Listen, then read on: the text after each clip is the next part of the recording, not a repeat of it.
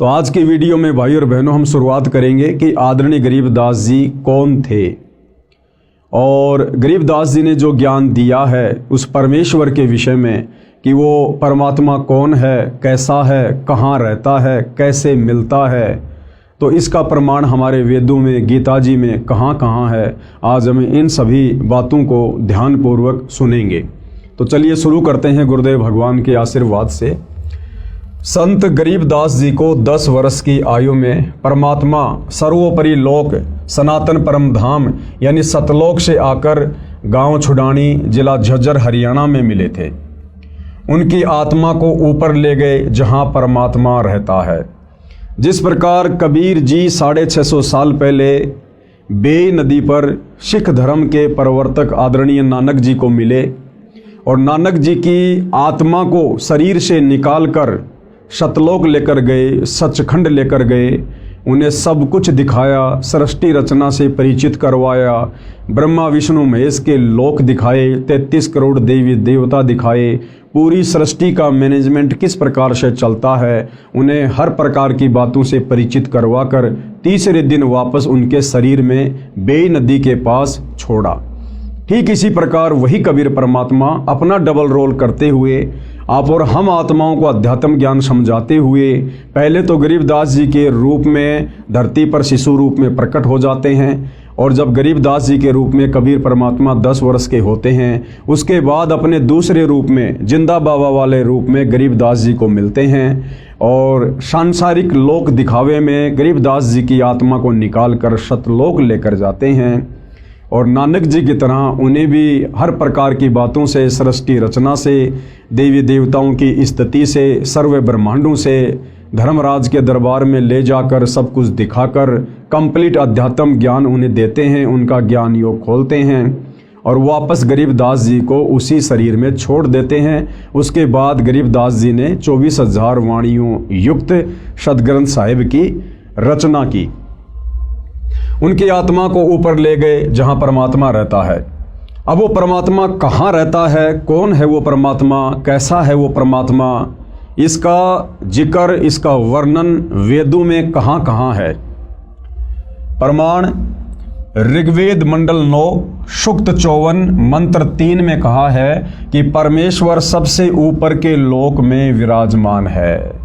परमेश्वर यानी परम अक्षर ब्रह्म, सत्य पुरुष, कबीर देव सबसे ऊपर के लोक में विराजमान है। अब भाई और बहनों, हिंदू समाज के जो श्रद्धालु धर्मगुरु श्री रामचंद्र जी को भगवान कहते हैं, परमात्मा कहते हैं, श्री कृष्ण जी को भगवान कहते हैं, परमात्मा कहते हैं। अब जिस समय ये वेद लिखे गए थे उस समय तक तो भाई और बहनों श्री राम और श्री कृष्ण जी का जन्म भी नहीं हुआ था। तो ये कहाँ से पूर्ण परमात्मा हो सकते हैं, समर्थ भगवान हो सकते हैं।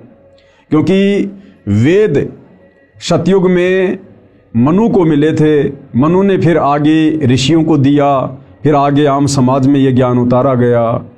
तो वेदों का ज्ञान ब्रह्मा जी के द्वारा अपने वंशजों को सतयुग में दिया गया था, जबकि श्री रामचंद्र जी का जन्म तो त्रेता युग में यानी सतयुग के लाखों वर्ष बाद हुआ था और श्री कृष्ण जी का जन्म तो अभी ज़्यादा समय नहीं बीता है, लगभग 5,500 वर्ष पहले यानी द्वापर के अंत में श्री कृष्ण जी का जन्म हुआ था।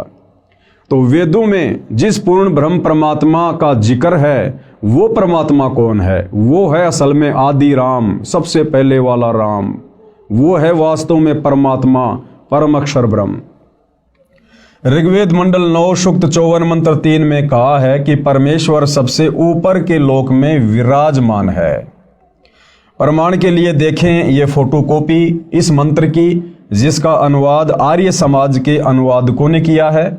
इसके प्रकाशक तिलकराज आर्य, अध्यक्ष आर्य प्रकाशन 814 कुंडेवालान अजमेरी गेट दिल्ली है तथा मुद्रक अजय प्रिंटर्स शादरा दिल्ली है। और इसमें क्या कुछ लिखा गया है पूर्ण ब्रह्म परमात्मा परम अक्षर ब्रह्म की स्थिति के विषय में हम देखते हैं। प्रमाण ऋग्वेद मंडल नंबर 9 सूक्त 54 मंत्र 3। ये मंत्र आपके सामने है, आप इसको देख सकते हैं, पढ़ सकते हैं। इसका वास्तविक अनुवाद सतगुरु रामपाल जी ने किया है। जो इस प्रकार से है। विवेचन में हम पढ़ते हैं परमेश्वर ने क्या लिखा है, किस प्रकार समझाया है। विवेचन ऋग्वेद मंडल 9 सूक्त 54 मंत्र 3 की फोटोकॉपी में आप देखें। इसका अनुवाद आर्य समाज के विद्वानों ने किया है। यानी समाज को ये भ्रमणा ना हो कि भाई कहीं संत रामपाल जी ने अपनी तरफ से तो वेदों के इन मंत्रों का अनुवाद नहीं कर दिया गया है। इसलिए आप भाई बहनों की संतुष्टि के लिए, आपके विश्वास के लिए आर्य समाज के जिन विद्वानों को आप जी संस्कृत के प्रकांड ज्ञाता मानते हैं, वेदों के मर्मज्ञ मानते हैं, उन्हीं के द्वारा अनुवादित वेदों की फोटोकॉपी आपको दिखाई गई है, ताकि आपको कोई शंका ना रहे है कि परमेश्वर के विषय में उन विद्वानों ने क्या कुछ लिखा है। उनके अनुवाद में भी स्पष्ट है कि वह परमात्मा भुवनोपरि यानी संपूर्ण ब्रह्मांडों के ऊर्ध्व यानी ऊपर वाले अर्थात ऊपर तिष्ठति यानी विराजमान है, ऊपर बैठा है, कि वो सबका परमात्मा जो तीनों लोकों में प्रवेश करके सबका धारण पोषण करता है, परम अक्षर ब्रह्म, वो तीनों लोकों से ऊपर यानी वो सतलोक में विराजमान है, सनातन परम धाम में विराजमान है वो परमात्मा। इसका यथार्थ अनुवाद इस प्रकार है। अयम यानी यह, सोम यानी देव, चंद्रमा जैसा शीतल अमर परमेश्वर सूर्य है, सूर्य के नए यानी समान, विश्वानी यानी सर्व को यानी सभी को, पुनान यानी पवित्र करता हुआ, भुवनोपरि अर्थात सर्व ब्रह्मांडों के ऊर्ध्व अर्थात ऊपर, तिष्ठति यानी बैठा है। अब भावार्थ में हम इसको अच्छे से समझेंगे। भावार्थ में पूज्य गुरुदेव भगवान ने हमें किस प्रकार से समझाया है। भावार्थ, जैसे सूर्य ऊपर है, क्या कह रहे हैं गुरुदेव भगवान, जैसे सूर्य ऊपर है और अपना प्रकाश तथा उष्णता से सर्व को लाभ दे रहा है। हम सबको पता है कि सूर्य पृथ्वी से करोड़ों किलोमीटर दूर स्थित है, लेकिन सूर्य वहां होते हुए भी पूरी पृथ्वी पर समान रूप से प्रकाश और अपनी उष्णता दे रहा है। इसी प्रकार वो परम अक्षर ब्रह्म, सत्य पुरुष कबीर परमात्मा सबसे ऊपर के लोक में, सनातन परम धाम में, सतलोक में, सचखंड में बैठकर भी अपनी शक्ति से वो परमेश्वर सबका पालन पोषण करता है, सबके कार्य उनके कर्मानुसार सिद्ध करता है। जैसे सूर्य ऊपर है और अपना प्रकाश तथा उष्णता से सभी को लाभ दे रहा है, इसी प्रकार यह अमर परमेश्वर, अमर यानी जिसका कभी विनाश नहीं होता है, कबीर परमेश्वर कभी विनाश में नहीं आते, वे अकाल मूर्त हैं, काल उनको नष्ट नहीं कर सकता। इसी प्रकार यह अमर परमेश्वर जिसका ऊपर के मंत्र में वर्णन किया है, सभी ब्रह्मांडों के ऊपर बैठा है। कबीर परमेश्वर जी ने संत गरीबदास जी को उसी परमेश्वर ने ऊपर ले जाकर पुनः पृथ्वी पर छोड़ा था। उनको मरा हुआ जानकर अंतिम संस्कार के लिए चिता पर रख दिया गया था। ये गरीबदास जी के विषय में एक लंबी कहानी है कि किस प्रकार से गरीबदास जी को मरा हुआ जानकर जब उनकी आत्मा को शरीर से निकालकर जिंदा बाबा के रूप में कबीर परमात्मा सतलोक लेकर गए थे, तो पीछे से गांव वालों ने सोचा कि गरीबदास जी मर चुका है और उनको मरा हुआ जानकर उनके शरीर को चिता पर लेटा दिया था। उसी समय सतलोक में बैठे परमात्मा ने कहा कि गरीबदास देख, तेरे शरीर को मरा हुआ जानकर तुझे जलाने जा रहे हैं बेटा, वो तेरे शरीर को नष्ट कर देंगे, अब तू तुरंत नीचे जा। और कबीर परमात्मा ने सेकंडों में सतलोक से, जिस सतलोक की दूरी पाताल लोक से 16 शंख कोश है, एक सेकंड के अंदर कबीर परमेश्वर ने अपनी शक्ति से गरीबदास जी के शरीर में वापस आत्मा प्रवेश करवा दी। उनको मृतक जानकर अंतिम संस्कार के लिए चिता पर रख दिया था। अचानक जीवित हो गया। फिर 51 वर्ष जीवित रहे, कुल 61 वर्ष जीवित रहे। उनको परमात्मा ने संपूर्ण अध्यात्म ज्ञान यानी तत्व ज्ञान यानी सूक्ष्म वेद यानी 5वां वेद जो ज्ञान देने के लिए परमात्मा सतलोक से आते हैं, जो मुक्ति का ज्ञान चारों वेदों में नहीं है, गीता जी में नहीं है, वो 5वां वेद सूक्ष्म वेद जिसको तत्व ज्ञान कहते हैं, वो सारा का सारा ज्ञान परमात्मा ने आदरणीय गरीबदास जी के हृदय में प्रवेश कर दिया था और उनका ज्ञान योग खोल दिया था। उनका ज्ञान योग खोल दिया। उसके पश्चात संत गरीबदास जी ने बताया कि कुल का मालिक एक है। भाइयों और बहनों, जिस प्रकार से परमात्मा ने वेद व्यास जी का ज्ञान योग खोल दिया था और वेद व्यास जी ने पहले के युगों में घटित घटनाओं का चित्रण ज्यों का त्यों 18 पुराणों में, गीता जी में, वेदों में और बहुत सारे ग्रंथ लिखकर उन्होंने किया, इसी प्रकार पूर्ण ब्रह्म परमात्मा अक्षर पुरुष कबीर देव ने आदरणीय गरीबदास जी का भी ज्ञान योग खोल दिया था। और आदरणीय गरीबदास जी आज से पहले का और आगे होने वाली घटनाओं का सब कुछ वो जान सकते थे और देख सकते थे। संत गरीबदास जी ने बताया कि कुल का मालिक एक है, क्योंकि गरीबदास जी भाइयों और बहनों कबीर परमात्मा के साथ जाकर पूरी सृष्टि के ज्ञान से परिचित हो चुके थे। सतलोक जाने के बाद परमात्मा ने उनको नीचे ब्रह्मा जी का लोक दिखाया, विष्णु जी का लोक दिखाया, क्योंकि सतलोक जाने के बाद आत्मा की हृदय वाली आंखें खुल जाती है, दिव्य दृष्टि खुल जाती है। सतलोक में बैठे बैठे ये जीव यहाँ का सब कुछ बिल्कुल स्पष्ट रूप से देख सकते हैं, जिस प्रकार हम दूरबीन से बहुत दूर की वस्तु भी साफ साफ देख सकते हैं। तो सतलोक में बैठे बैठे गरीबदास जी ने नीचे के सारे ब्रह्मांडों को देखा, ब्रह्मा विष्णु महेश के लोक को देखा, दुर्गा के लोक के देखा, काल का 21वां ब्रह्मांड देखा, जहाँ पर वो बैठा हुआ रहता है और जीव आत्माओं को तपतशिला पर भून भून के खाता है। ये सारा ज्ञान आदरणीय गरीबदास जी को कबीर परमेश्वर ने दिया। उस आधार से गरीबदास जी कह रहे हैं। उसके पश्चात संत गरीबदास जी ने बताया कि कुल का मालिक एक है, यानी सबसे सर्वोपरि परमात्मा एक ही है, सबसे सर्वशक्तिमान परमात्मा एक ही है, पूरी सृष्टि का धारण पोषण करने वाला, सभी जीवात्माओं को अपनी शक्ति से चलाने वाला, सारे ब्रह्मांडों का संचालन करने वाला वो परमात्मा केवल एक ही है, कबीर परमात्मा, परम अक्षर ब्रह्म, सत्य पुरुष। वह परम अक्षर ब्रह्म यानी सत्य पुरुष है। विश्व के सब प्राणी उसी के बच्चे हैं, यानी ब्रह्मा विष्णु महेश, 33 करोड़ देवी देवता, दुर्गा, काल, महाकाल, जितने भी जीव हैं, प्राणी हैं इस सृष्टि में, हम सब उस कबीर परमेश्वर की वचन शक्ति से उत्पन्न उनके बच्चे हैं, हम उनकी संतान हैं। और असल में परमात्मा कहलाने के लायक केवल वे अकेले ही हैं। विश्व के सब प्राणी उसी के बच्चे हैं। वर्तमान के धर्म गुरुओं ने धर्म की दीवारें भ्रम के कारण खड़ी कर दी हैं। वर्तमान के धर्म गुरुओं ने धर्म की दीवारें नादानी में, तत्व ज्ञान के अभाव में, सच्चे सतगुरु की शरण के अभाव में खड़ी कर दी हैं। क्योंकि हमारे धर्म गुरुओं को, वो चाहे आदि शंकराचार्य जी रहे हों, चाहे वर्तमान के चारों शंकराचार्य हों, चाहे इनसे पहले वाले शंकराचार्य हों, या अन्य जितने भी संत महात्मा मंडलेश्वर हैं, इन्होंने संस्कृत का ज्ञान तो ग्रहण कर लिया, लेकिन एक संस्कृत भाषा को पढ़ने से, लिखने से, उसका ज्ञान हो जाने से वेदों का ज्ञान समझ में आ जाएगा, वो संकेत समझ में आ जाएंगे, ये जरूरी नहीं होता है।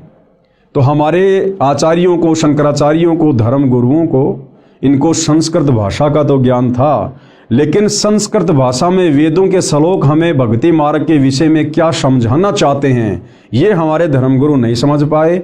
और जितना उन्होंने समझा अपनी बुद्धि अनुसार, उस प्रकार से उल्टा सीधा ज्ञान उन्होंने समाज में पेश कर दिया, जिस कारण से सनातन धर्म के टुकड़े होते चले गए।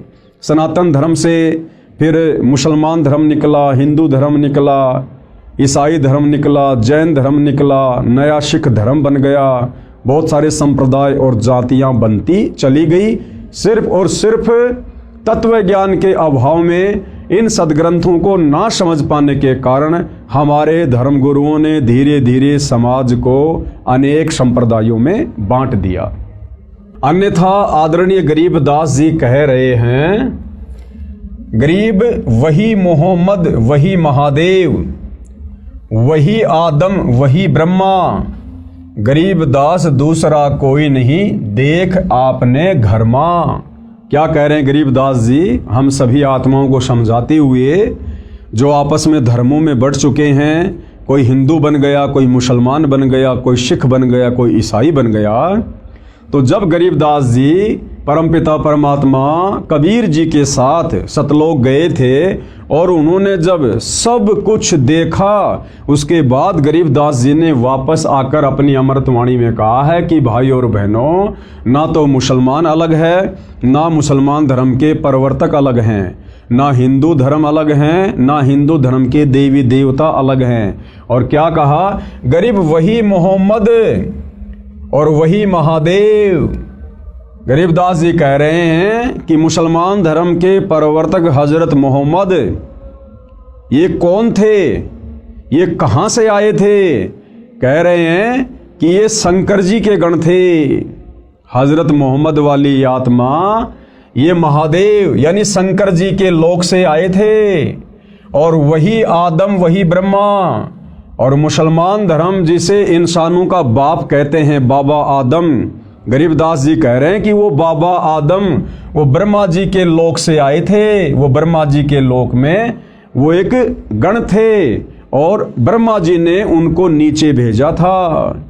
यानी कोई हिंदू मुसलमान अलग अलग नहीं है। ये तो हमारे धर्म गुरुओं की नादानी के कारण है, मुसलमान धर्म गुरुओं की नादानी के कारण, हिंदू धर्म गुरुओं की नादानी के कारण, जो इन शास्त्रों को ठीक से समझ नहीं पाए और सच्चा ज्ञान समाज में पेश नहीं कर पाए।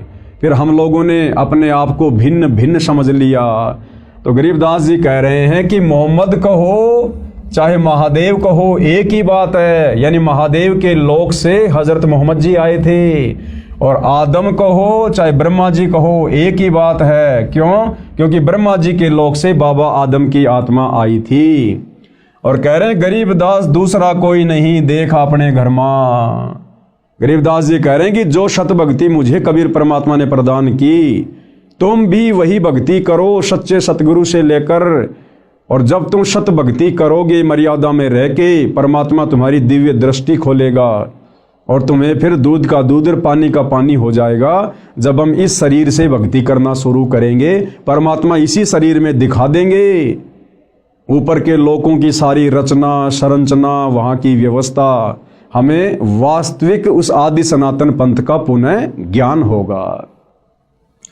अर्थात संत गरीबदास जी ने कहा है कि हजरत मोहम्मद जी शिवलोक से आई आत्मा थे, इसलिए मुसलमान धर्म का प्रवर्तक भी परमात्मा शिव की खास आत्मा है।